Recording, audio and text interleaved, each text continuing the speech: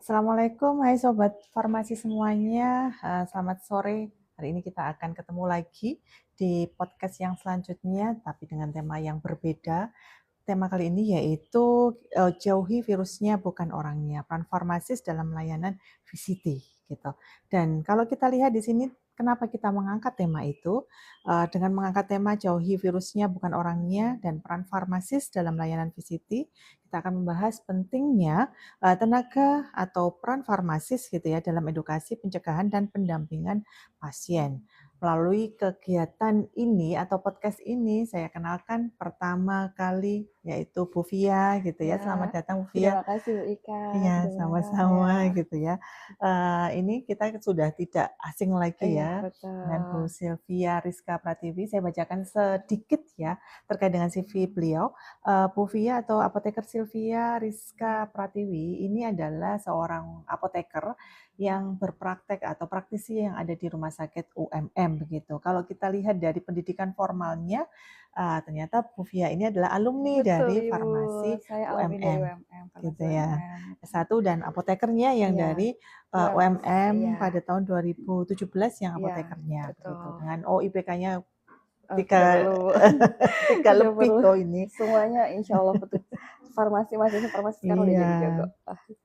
Oke, kemudian pengalaman kerja dan juga pengalaman organisasi dulu aktif ya di Himfa, kemudian juga panitia dalam latihan dasar kepemimpinan dan manajemen organisasi, dan pengalaman kerja untuk sekarang apoteker di Rumah Sakit UMM, dan mulai 2018 koordinator UPF rawat inap di RSUMM, dan mulai 2020 sampai dengan sekarang menjadi tim HIV di RSU Universitas Muhammadiyah Malang.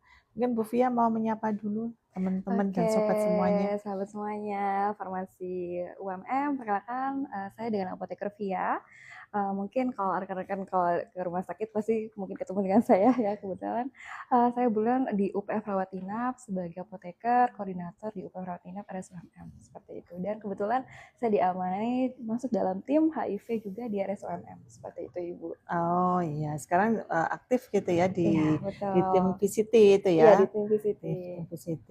Kira-kira sebelum kita masuk apa itu VCT gitu ya, mungkin kita akan mengenal dulu lebih dekat terkait dengan Betul. HIV. Oke, baik. Bisa dijelaskan Bu, HIV Baik, itu kalau untuk apa teman-teman gitu? mungkin sebenarnya sudah banyak tahu ya Bu ya Mm-mm, kalau mm-mm. HIV sendiri kan human immunodeficiency Defisiensi virus virus. ya. Jadi yang diserang adalah sistem imun atau kekebalan tubuh kita.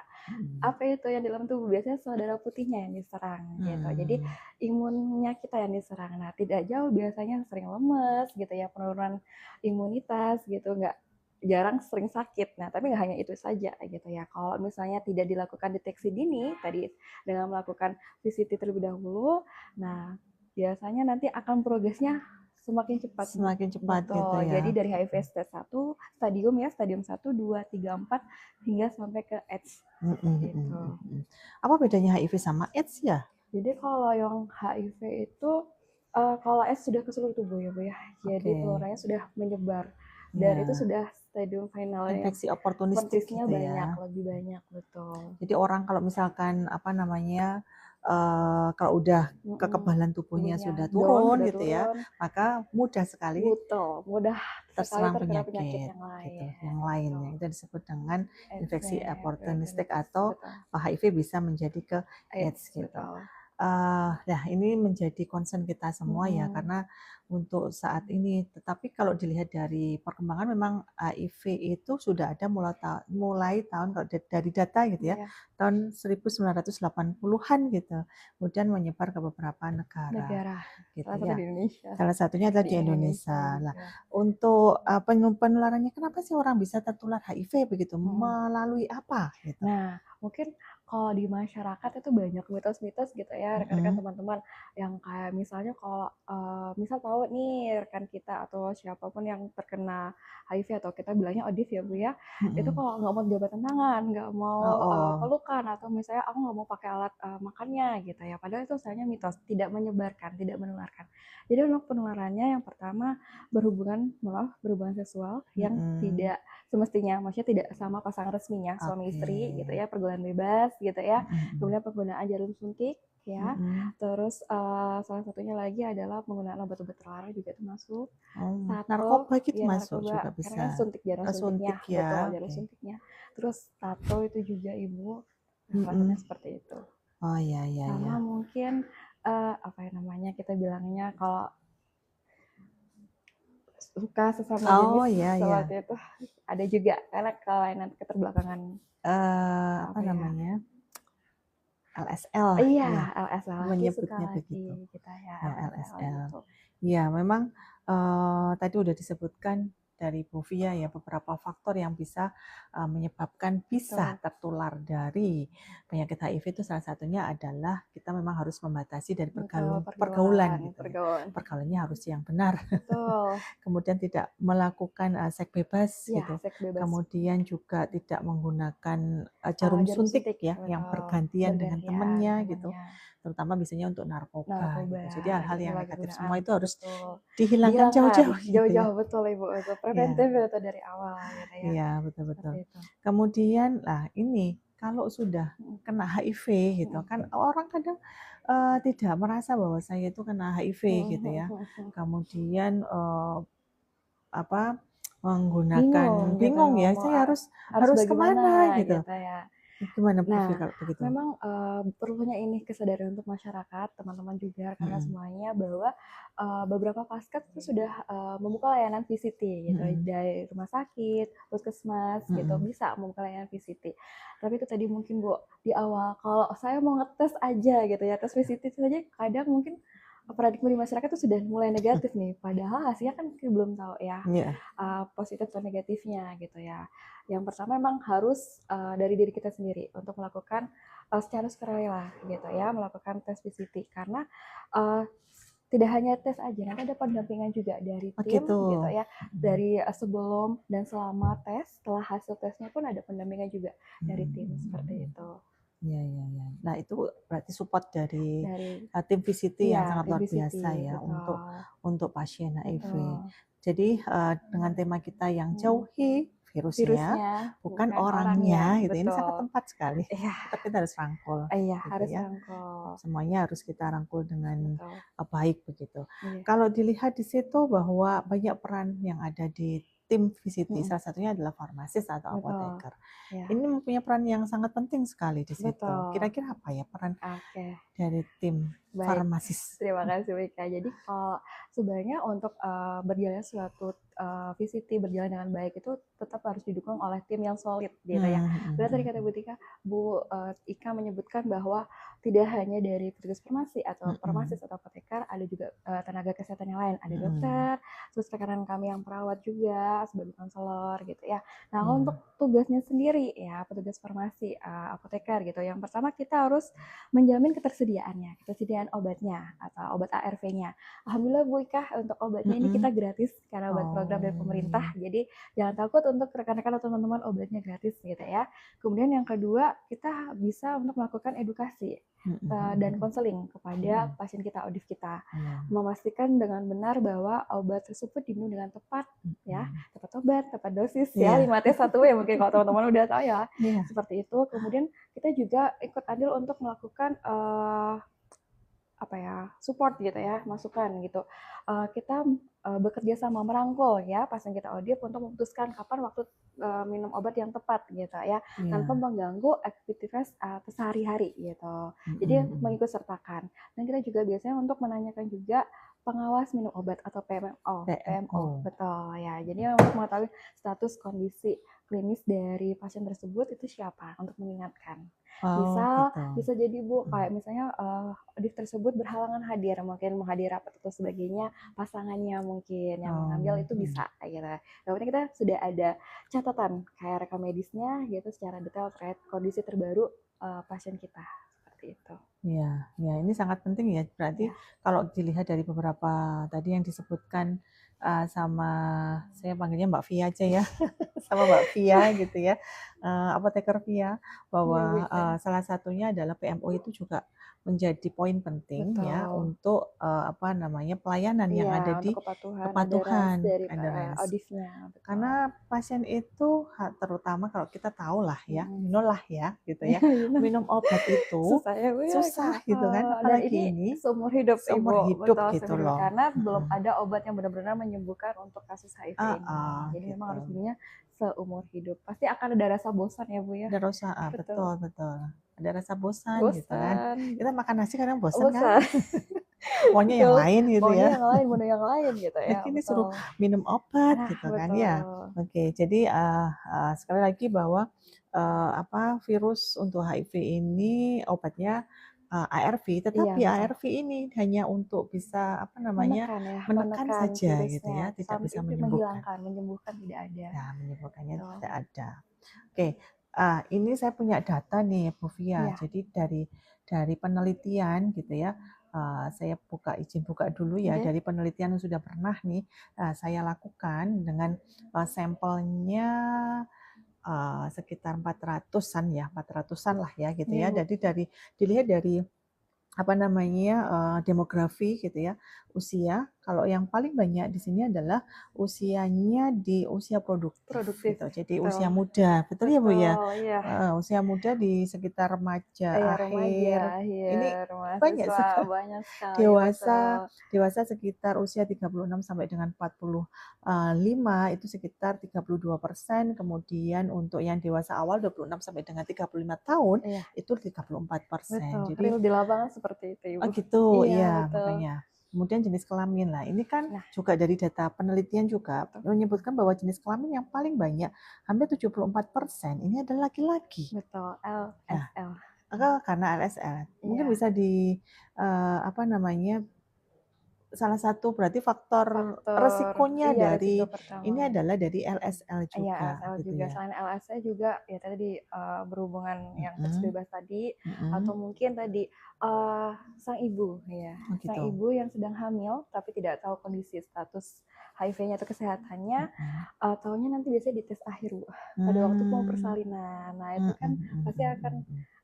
ada tindak lanjut nih untuk kelahiran sang bayinya. Mhm Itu mhm mhm. rata-rata yang tidak tahu itu tadi penularannya lewat dari ibu hamil ke anak si Oh bayinya anaknya, karena iya. lewat biasanya kan jalur lahir gitu ya. Iya, Nah, kalau yang LSL ini yaitu tadi pergaulan.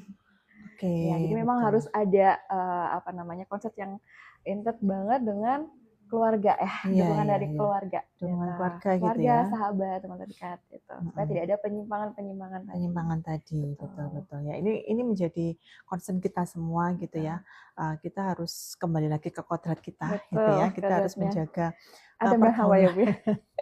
Oke. Iya, kita sebagai seorang ibu ya, saya di sini sebagai Iya, seorang ibu gitu ya, harus bisa menjaga menjaga buah keluarga, hatinya, anaknya, betul, keluarganya, untuk betul. tetap menjadi orang yang sesuai dengan kodratnya, sesuai Kodratnya, dengan betul, koridornya dan koridornya. uh, apa namanya terhindar dari hal-hal yang Hal-hal yang tidak tadi tidak diharapkan, diharapkan. betul. Dan ternyata ini menarik juga nih kalau dilihat dari status Mhm, pernikahan juga Bu, ini dari mhm. hasil penelitian bahwa ada hampir 52% itu belum menikah gitu ya. Hmm, Jadi ini menjadi concern sekali kita untuk apa namanya terkait dengan HIV HIV, itu. betul. Kira-kira kalau di apa namanya penyebaran terbesar gitu ya, kalau Mhm. di Indonesia mungkin ada Bu data Kalau yang yang paling terakhir saya besar? baca itu ya tadi Mhm, pergaulan ya, Bu, ya. mhm, Pergaulan seks bebas, terus gitu. mungkin yang sering ya pergaulannya yang over ya, Mhm, betul sehingga betul. tadi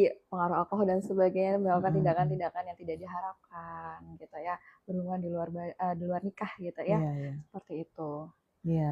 Ya, ini juga ada data ya dari Mhm, saya lupa ini sepertinya kalau dari UNED iya, juga ya, bahwa untuk kasus yang di Indonesia gitu ya, ada iya, beberapa daerah yang daerah, betul. mempunyai istilahnya apa ya? Banyak apa namanya, pencetusnya atau banyak Betul. prevalensinya Iya, gitu ya. ya. Salah satunya adalah yang di Jawa Timur gitu ya. Betul, Kita di juga di daerah Jawa Jawa, Timur Jawa ini, Timur jadi memang harus menyumbang waspada ya, gitu ya. betul. Gitu. Jadi ini menjadi concern juga Concern kita untuk untuk kita. menurunkan, Bu, betul, Menurunkan, tidak angka kasus menambah gitu iya, ya. menurunkan angka kasus HIV, Mhm, mhm, betul. mhm. Iya, karena kan HIV tidak bisa sembuh nih, Iya, gitu. benar ya. Bisa kita menekan, Menekan progres ya. menekan angka yang mungkin sekian kita harus tekan ya untuk generasi-generasi selanjutnya atau mungkin ya nggak usah generasi selanjutnya, mungkin yang sekarang ini saat ini kita berada gitu ya untuk menekan angka tadi, jumlah Iya, angka iya. positif untuk HIV. Apakah ada ya banyak faktor? Karena sekarang kan kalau kita lihat nih, kita mencari informasi apapun ada gitu Ada ya. betul di internet Di school internet gitu ya apa tuh. sekolah-sekolah langsung keluar nih kita Keluar. informasi apapun gitu. Ini juga menjadi concern juga ya, informasi-informasi tersebut yang mudahnya kita mengakses informasi ini apakah juga menyumbang nih? Bisa jadi kalau misalnya kita kan semua informasi itu masuk ya, tinggal kita filternya gitu ya, filter dari diri kita sendiri gitu ya. Mungkin untuk rekan-rekan farmasi, apalagi untuk calon-calon tenaga medis pasti lebih concern gitu ya, bisa sharing ke keluarga, sanak saudara gitu ya, teman-teman gitu. Pentingnya untuk menjaga tadi, menjaga marwah sesuai dengan kodratnya, menjaga dari pergaulan bebas juga gitu ya. Jaga kesehatan tubuh, jaga diri. Betul. Betul, itu poin pentingnya. Dekatkan dengan keluarga, ibadah juga. Iya, Iya, itu betul. nomor satu. Itu nomor satu. Ya, ini sobat, jadi ini ada beberapa riset gitu ya. Jadi kita base-nya riset, kemudian ada data juga dari UNAIDS ya, dari WHO yang estimate tahun 2025. Di sini disebutkan bahwa LSL ini ternyata nyambung nih ya dengan data penelitian saya tadi kan ya. Bu. Ternyata di sini ada sekitar 67% untuk yang penularannya dengan N-nya adalah 37.981 gitu ya. LSL atau male to male sexual contact itu 67%. Kemudian di urutan kedua adalah di heteroseksual kontak ini 22%, kemudian injection drug use-nya 7% gitu ya. Kemudian ada male to male seksual kontak and injection drug use-nya 3%, prenatal kurang dari 1%, dan others itu ada 1%. Ini di dunia. Bagaimana di Indonesia gitu kan? Ternyata ini juga ada data nih kalau yang di Indonesia, tetapi bukan di Indonesia ya. Ini di wilayah ya, dari riset ini mengambilnya di kota saja ya, di Kota Malang dengan jumlah respondennya 486 gitu ya. Itu LSA-nya ternyata juga sama ya dengan data di WHO tadi gitu. Di sini 42%, kemudian dari tertular risiko dari suami itu ada berapa 20%, kemudian jarum suntik ternyata 15%, kemudian pekerja seksnya itu 9, dan lain-lainnya itu adalah ada 14%. Artinya ini menjadi PR kita semua begitu ya. Kita bersama gitu. Untuk menyelesaikan. Betul, Ibu. Untuk menyelesaikan setidaknya tidak menambah gitu ya. Gitu ya. Kira-kira apa sih peran masyarakat ya, terutama kalau kita kan tadi udah membahas tentang yang ada di VCT nih. Kalau di masyarakat sebagai seorang awam gitu ya, masyarakat. Kita masyarakat kalau ada pasien HIV itu apa yang harus kita lakukan? Yang pertama jelas mungkin dari edukasi dulu ya, Bu ya. Mungkin kalau di masyarakat ada ibu PKK gitu ya, ada puskesmas, biasanya kan ada juga yang hubungannya dengan masyarakat kayak konseling gitu ya. Mungkin bisa tidak hanya misal tentang imunisasi saja, tapi mungkin faktor-faktor yang lain kayak misalnya penyakit HIV ini, penularan seperti ini. Jadi mungkin bisa jelaskan ke masyarakat penularannya seperti apa, mitosnya apa supaya tidak tadi stigmanya di masyarakat kalau misalnya ketularan atau positif HIV atau ODIF, saya nggak mau silaturahmi, saya nggak mau jabat tangan. Nah, itu supaya mengikis itu semua. Yang pertama seperti itu, Bu. Kemudian bisa untuk menjelaskan juga vaskes kesehatan, puskesmas, rumah sakit yang menggunakan VCT, jadi supaya ada deteksi dini seperti itu. Kemudian tadi yang jelas tidak boleh mengucilkan. Gitu. Betul. Tetap harus dirangkul gitu ya. Betul. Bahwa sama kualitas produktivitasnya sama dengan masyarakat kita seperti biasa gitu ya. Jadi tetap harus dirangkul itu tadi.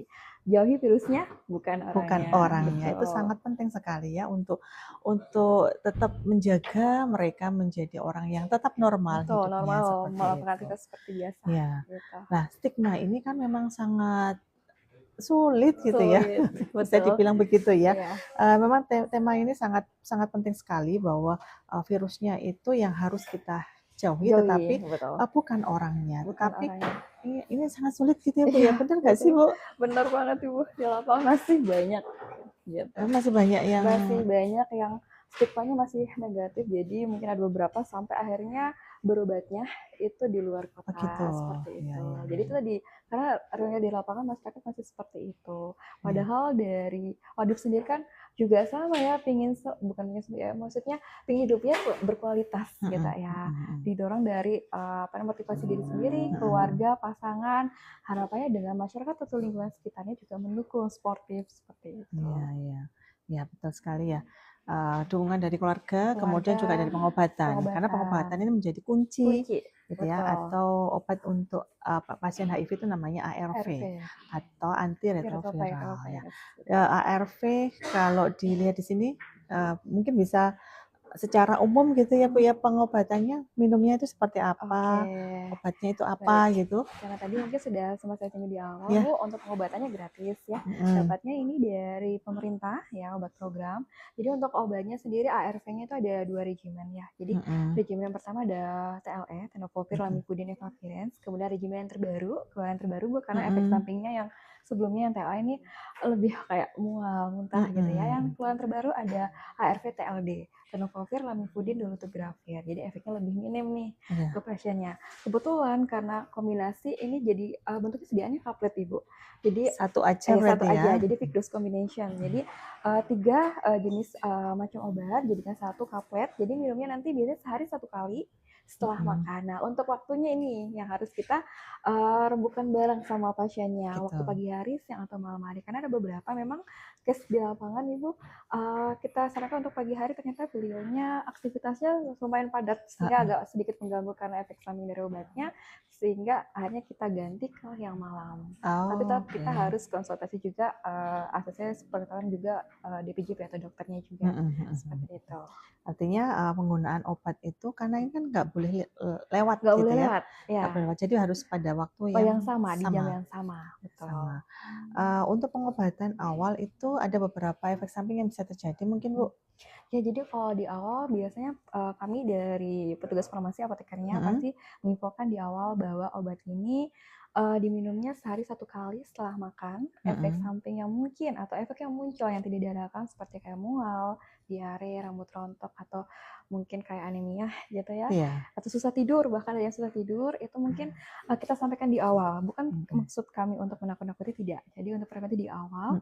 Biasanya setelah itu sama tim, biasanya kami petugas farmasinya atau apotekernya akan follow bertanya efeknya setelah minum obatnya itu apa gitu ya. Kalau tidak ada berarti lanjut continue gitu.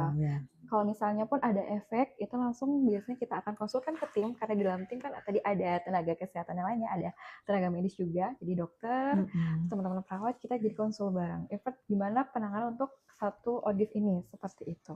Iya. Ada beberapa obat gitu ya. Sebenarnya untuk pasien pasien HIV gitu ya, atau ODIF ya. Tapi yang secara umum disebut dengan antiretroviral. Tergantung dari diagnosisnya gitu ya. Jadi disesuaikan untuk pengobatannya. Jadi yang fixed dose itu ada TLE sama TLD. Penelitian yang terbaru itu ada dari ini ada penelitian saya. Iya Bu. Ada systematic review yang terbaru itu untuk yang TLD itu aman untuk ibu hamil gitu ya, betul ya? Pasien kami salah satunya ada yang menggunakan TLD. Karena dari awal kan memang kalau kita berhubungan baik dengan ODIF itu mereka akan lebih terbuka, karena kan kita dari timnya juga care. Jadi pasti akan update misal lagi hamil, lagi mengandung. Nah, kita akan follow up juga menyampaikan ke DPJP atau dokternya bahwa pasien ini, sehingga diganti untuk regimennya. Tadi dari TLE ke TLD. Iya, nanti bisa lihat di Scholar ya. Betul. Oke, baik. Ada satu lagi pertanyaan nih Bu ya. Rumah sakit UMM berarti sudah ada nih? Sudah, alhamdulillah sudah ada Bu Ika. Jadi di Rumah Sakit RSUMM ini kita akan sudah membuka layanan namanya PoliVCT atau sebutannya Polikonkordia. Jadi buat rekan-rekan atau teman-teman ingin tahu aja nih gitu ya, status kondisi kesehatannya, HIV-nya bagaimana, itu bisa dicekkan di PoliVCT tersebut. PoliVCT ya, oke. Buka tiap hari? Buka tiap hari, ada nomor call center-nya, mungkin bisa diakses di website-nya. Di website-nya Rumah Sakit RSUMM gitu ya. Atau Instagram-nya itu ada di situ teman-teman. Ya. 24 jam untuk call centernya. Monggo silakan.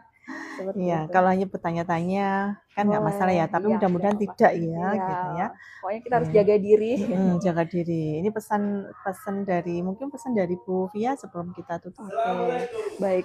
Sesuai dengan tadi tema kita di awal, jauhi virusnya bukan orangnya. Jadi bagi kita sendiri pribadi kita, yang pertama harus bahwa semua masyarakat yang apapun itu ya sakitnya apapun itu mengalami sakit apapun, jangan didiskriminasi atau jangan dijauhi karena mereka juga ingin sembuh gitu ya, ingin aktivitasnya itu produktif seperti biasa gitu. Jadi harus disupport oleh dukungan dari yang pertama pihak keluarga, terus kemudian pasangannya, terus lingkungannya juga membantu suportif. Jadi supaya kita semua tadi tugasnya kita bersama ya Bu ya, menekan angka ya, menekan angka status HIV yang bertambah. Jadi kita harus merangkul semuanya. Ya. Seperti jauhi virusnya bukan orangnya sekali lagi itu. Supaya tidak takut untuk mau ngecek nih di situnya. Gitu.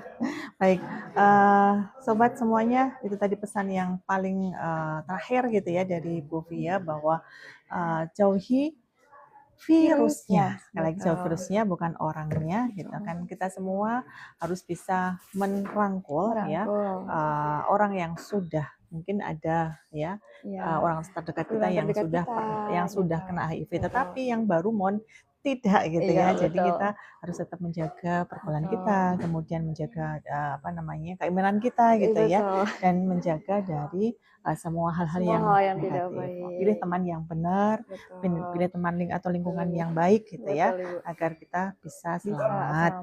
Gitu ya. Baik, mungkin ini saja pesan dari kami. Terima kasih sudah menonton podcast terkait dengan HIV. Selamat siang. Assalamualaikum warahmatullahi wabarakatuh.